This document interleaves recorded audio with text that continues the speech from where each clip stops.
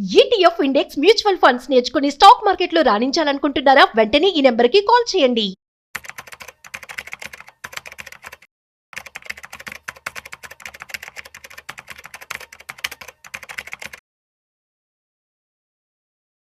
నమస్తే, welcome back to Suman TV. Present మనతో పాటు ఉన్నారు స్టాక్ మార్కెట్ అనలిస్ట్ సుందరాం రెడ్డి గారు.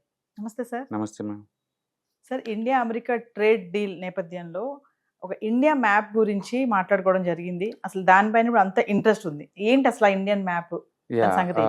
బేసికల్ అయితే అమెరికా వాళ్ళు ఎప్పుడు కూడా ఇండియాలో ఉన్న పాక్ ఆక్యుపైడ్ కాశ్మీర్ని కాంట్రవర్సీగా చూపిస్తూ ఉంటారు, వేరే కలర్ వేసేసి అనమాట.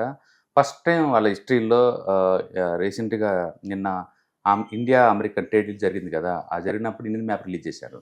అందులో ఎంటైర్ పిఓకే ఇండియాలో పార్ట్ అన్నట్టు మ్యాప్ రిలీజ్ చేశారనమాట. అది ఎక్కువ మంది నెటిజన్స్ని అట్రాక్ట్ చేస్తూ ఉంది. ఎందుకంటే అమెరికా వాళ్ళు ఎప్పుడు కూడా పాక్ ఆక్యుపైడ్ కాశ్మీర్ ఎప్పుడు కూడా ఏంటంటే కాంట్రవర్సీ అన్నట్టు సపరేట్ చూపించేవాళ్ళు, ఇండియాలో పార్ట్ చూపించారు. యాక్చువల్ మన ఇండియాలో చూపించే ఇండియన్ బొమ్మ ఏదైతే ఉందో అది పైన సగమే మన కంట్రోల్లో ఉంది, ఇంకొక సగం పాకిస్తాన్ కంట్రోల్లో ఉంది. జమ్మూ కాశ్మీర్ పూర్తి మన కంట్రోల్ లేదనమాట. అదే పాకిస్తాన్ ఆక్యుపై చేసిందని మనం పీఓకే అంటున్నాం. దాన్ని ఇండియాలో పార్ట్గా ఫస్ట్ టైం వాళ్ళు మ్యాప్ రిలీజ్ చేశారనమాట. దాంతో ఏంటంటే అమెరికా వాళ్ళు ఇండియాకి ఎంత దగ్గరగా అవుతున్నారు అండ్ ఇండియాతో ఎంత క్లోజ్ రిలేషన్షిప్ జరుగుతుందని చెప్పేసి ఒక సింబాలిక్గా అనుకోవచ్చు మనం. ఎందుకంటే ఇప్పటి వరకు పాకిస్తాన్ ఫేవర్గా అనుకున్నాం. పాకిస్తాన్ ప్రెసిడెంట్స్ కానీ అక్కడ రక్షణ శాఖ మంత్రులు వీళ్ళందరూ ఎవరైనా సరే జనరల్స్ కానీ వీళ్ళందరూ వెళ్ళి వైట్ హౌస్కి ఏదో సికింద్రాబాద్ హైదరాబాద్ జనం తిరిగినంత ఈజీగా తిరిగేవాళ్ళు. ఇంతకుముందు సంవత్సరానికి 10-20 ట్రిప్పులు కొట్టేవాళ్ళు. అలాంటి వాళ్ళు అతిగా కాంట్రవర్సీ చేసే పీఓకే కాశ్మీర్ని ఇండియాలో పిక్చర్లో చూపించడం అనేది కొంచెం వాళ్ళకి ఇదనమాట. కాబట్టి ఇండియాలో చాలామంది అంటే దీన్ని హైలైట్ చేస్తున్నారు. వాళ్ళు నోటిఫై చేసిన డాక్యుమెంట్లో కంప్లీట్ కాశ్మీర్ ఇండియాలో పార్ట్గా ఉంది అంటే అమెరికాకు మనసు మారింది, అమెరికా వాళ్ళ పర్సెప్షన్ ఇండియా యాంగిల్లో మారింది అనడానికి ఇది ఒక చిన్న ఎగ్జాంపుల్ అన్నట్టు చెప్పుకుంటున్నారనమాట. ఏదేమైతే అఫీషియల్గా trade deal February 7th agreement జరిగింది. అంటే కాబట్టి 50% ఉన్న టారిఫ్ డీల్స్ ఈ రోజు నుంచి నీకు 18%కి వస్తుంది. అంటే స్ట్రాటజిక్గా సింబాలిక్గా ఉండడం కోసం అని అంటారా?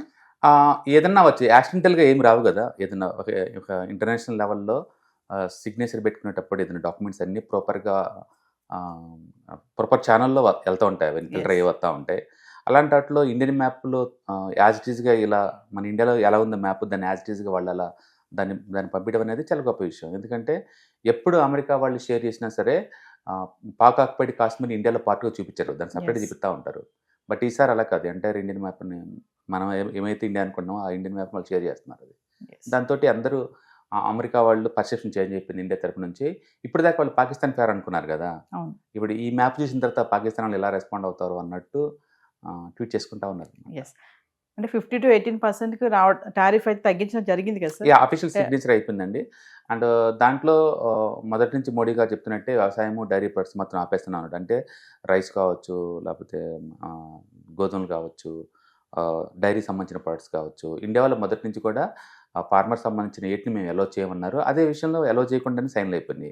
అంటే కాకపోతే ఇక్కడ ఏంటంటే అమెరికా వాళ్ళు $500 million వర్త్ మా ఇంపోర్ట్ చేసుకుంటా ఉన్నారు కదా, అవి 5 to 6 years టైంలో అనమాట. 5 to 6 years టైంలో మనం అమెరికా నుంచి 50 లక్షల కోట్ల వర్త గల ఏది ఎనర్జీ కానీ టెక్నాలజీ కానీ అగ్రికల్చర్ సంబంధించిన కానీ ప్రొడక్ట్స్ ఇంపోర్ట్ చేసుకోవాల్సి ఉంటుంది. అంటే 5 సంవత్సరాల మీద కాబట్టి సంవత్సరానికి 10 లక్షల కోట్లు ఈజీగా ఇంపోర్ట్ చేసుకుంటాం కాబట్టి ఇట్స్ ఓకే అనమాట. అది మొదట్లో ఆయన చెప్పిందేమో 1 year ఏమన్నట్టు చెప్పాడు అనమాట. రెండోది రష్యా దగ్గర నుంచి ఆయిల్స్ కంప్లీట్గా వీళ్ళు మానుతా అన్నారు, మానకపోతే మళ్ళీ మేము ట్యాక్స్ 25% పెంచుతా ఉన్నారు. ఇప్పుడు చూడాలి రష్యా నుంచి ఆయిల్ అంటే రష్యాలో వీళ్ళు బ్యాన్ చేసిన వాటి దగ్గర నుంచి తీసుకున్న ఆయిలా, వీళ్ళు బ్యాన్ చేయకుండా ఉన్న వాటి దగ్గర నుంచి తీసుకున్న ఆయిలా, అది క్లారిటీ రావాలి. ఇండియన్ గవర్నమెంట్ కూడా ఇంకా ఆయిల్లో ఫోకస్ చేయలేదు. ఏదన్నా కానీ ఇండియన్ జనాభా 146 కోట్ల మందికి జాబ్స్ క్రియేషన్ పెద్ద ఎత్తున జరగాలన్నా, మేక్ ఇన్ ఇండియాకి పెద్ద ఎత్తున బూస్టింగ్ రావాలన్నా అమెరికన్ మార్కెట్ చాలా ఇంపార్టెంట్. ఎందుకంటే జనాభా ఎక్కువ, వాళ్ళ కన్జంప్షన్ ఎక్కువగా ఉంటుంది కాబట్టి చిన్న చిన్న విషయాలు పక్కన పెట్టేస్తే ఇది ఎక్సలెంట్ డీల్ అనమాట, అందులో డౌట్ లేదు. అండ్ పర్టికులర్ మిగతా ఏ కంట్రీతో కంపేర్ చేసుకున్నా సరే అన్ని 19లో ఉన్నాయి, మన 18లో ఉన్నాయి అంటే చాలా పెద్ద ఎక్స్పోజర్ అనమాట. డెఫినెట్గా లాంగ్ టర్మ్ పాయింట్ ఆఫ్ ఇది గుడ్ అవుతుంది. సార్ 50 నుంచి 18కి రావడం అంటే అది మామూలు విషయం కాదు కదా సార్. అంటే ఒకటి ట్రంప్ మొదటి నుంచి లేదు బెదిరిస్తాడు, తర్వాత కాళ్ళ బేరాలకు వచ్చి తగ్గిస్తాడు అనమాట. ఆయన బెదిరియటం ఫస్ట్, తర్వాత ఏదో ఒక రేటింగ్ సెటిల్ చేస్తాడు అనమాట. అది మొదటి నుంచి చేస్తూనే ఉన్నాడు.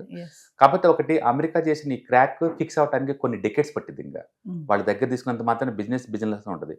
ఇంతమంది అంటే బిజినెస్ ప్లస్ కొంచెం అటాచ్మెంట్ ఉండేది. ఇప్పుడు ఏంటంటే అటాచ్మెంట్ లేదు అమెరికా తోటి. స్ట్రిక్ట్ గా బిజినెస్ సెన్స్ డెవలప్ అవుద్ది.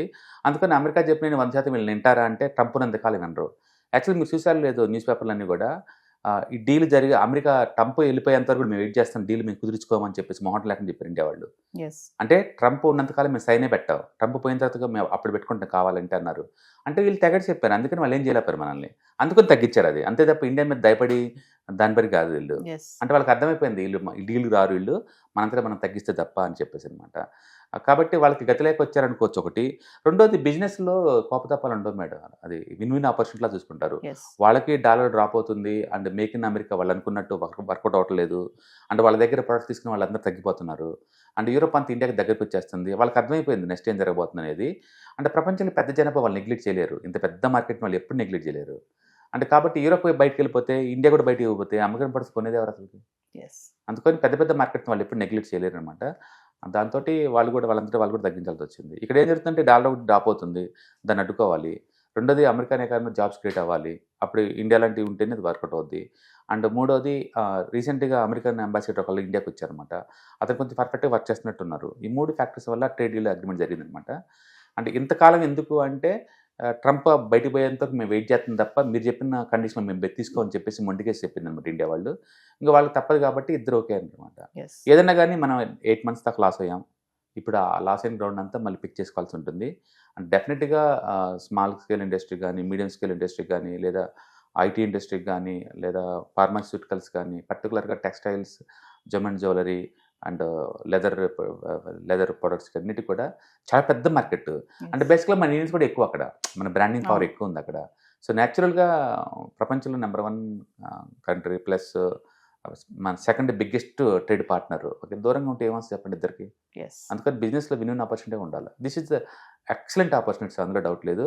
అండ్ ఇండియాకి బిజినెస్ ఇన్కమ్ పెరగబోతుంది అండ్ మేడ్ ఇన్ ఇండియా పెద్ద ఎత్తున కాబోతుంది. దీనివల్ల జాబ్స్ కూడా క్రియేట్ అవుతాయి కదా. That is the good thing మాట. సో మరి ఫర్దర్గా మరి వెబినార్ నిర్వహించబోతున్నారు కదా, ఒకసారి వాటి గురించి. ఈ month next weekend you're going to conduct ETFs, index funds and mutual fund webinar అండి. సో ఇంట్రెస్ట్ ఉన్న పార్టిసిపెంట్స్ కింద స్క్రోల్ అవుతున్న నెంబర్ కాల్ చేసుకొని సీట్ బుక్ చేసుకోండి. సో వ్యూవర్స్, మరి స్టాక్ మార్కెట్ ఎనలిస్ట్ సుందరరామరెడ్డి గారిది ఫిబ్రవరి 14, 15, 16 తారీఖు వరుసగా 3 రోజులు నిర్వహించబోయే వెబినార్లో ETF, index funds, mutual funds ఎక్కడ ఇన్వెస్ట్మెంట్ చేయాలి, ఎలా ఇన్వెస్ట్మెంట్ చేయాలి, ఎంత ఇన్వెస్ట్మెంట్ చేయాలి, ఎలాంటి బెస్ట్ షేర్స్ ఉన్నాయి, బెస్ట్ స్టాక్స్ ఏమున్నాయి, ఈ క్లాసెస్లో కనుక మీరు అటెండ్ అవుతే ఎలాంటి డౌట్స్ అయినా కూడా మీరు క్లియర్ చేసుకోవచ్చు. డైరెక్ట్గా సార్తో మాట్లాడి మీకున్న డౌట్స్ అన్ని కూడా క్లారిటీ చేసుకోండి. మరి ఈ క్లాసెస్కి అటెండ్ అవ్వడం వల్ల మీకు ఒక best investment strategy and best investment options కూడా తెలియజేసే అవకాశాలు చాలా ఉంటాయి. మరి లేట్ చేయకుండా కింద స్క్రోల్ అవుతున్న నెంబర్కి కాల్ చేసి స్లాట్ బుక్ చేసుకోండి. ETFs, index funds and mutual funds మీరు కనుక స్టాక్ మార్కెట్లో ఎంటర్ అవ్వాలనుకుంటే మార్కెట్లో స్టాక్స్ డైరెక్ట్గా ఇన్వెస్ట్ చేసే బదులు కపుల్ ఆఫ్ స్టాక్స్ ఇన్వెస్ట్ చేయడం ద్వారా ఏంటంటే ఆటోమేటిక్ రిస్క్ తగ్గించుకోవచ్చు. కాబట్టి మీరు బిగినర్ అయినా లేదా ఎక్స్పీరియన్స్ పర్సన్ అయినా సరే మార్కెట్లో సేఫ్ సెక్యూర్ వేలో లాంగ్ టర్మ్లో సస్టైనబిలిటీ కావాలంటే ఈ ప్రొడక్ట్స్లో ఇన్వెస్ట్ చేయడం ద్వారా దాన్ని సాధ్యం చేసుకోవచ్చు అనమాట.